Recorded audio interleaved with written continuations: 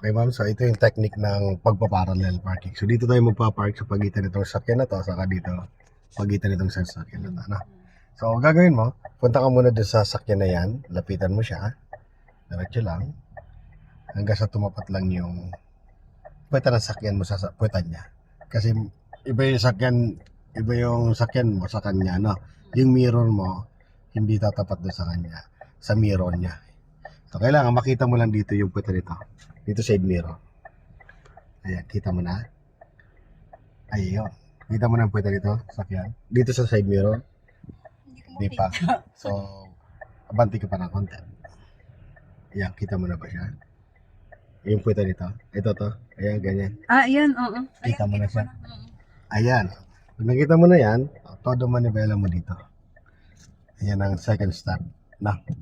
So, Lalagay mo sa reverse. Dito, kailangan makita ko lang sa dyan. Yung puweta nitong sakyan na tinabihan mo. Ito.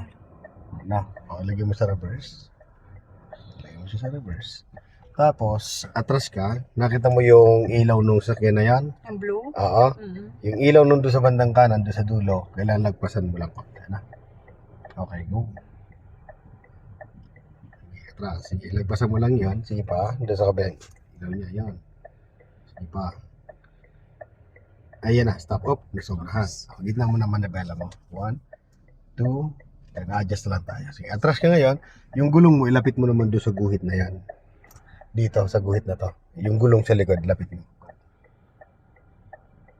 Yeah. Sige, lapit.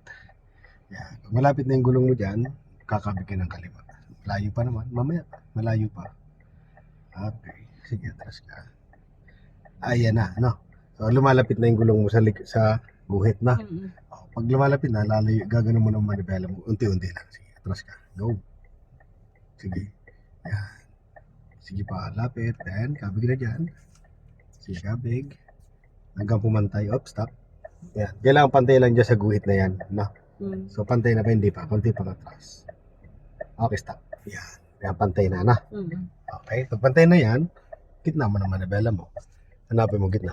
Balik. Dito sa kabila. 1 and 2. Ayan ang gitna niya, no?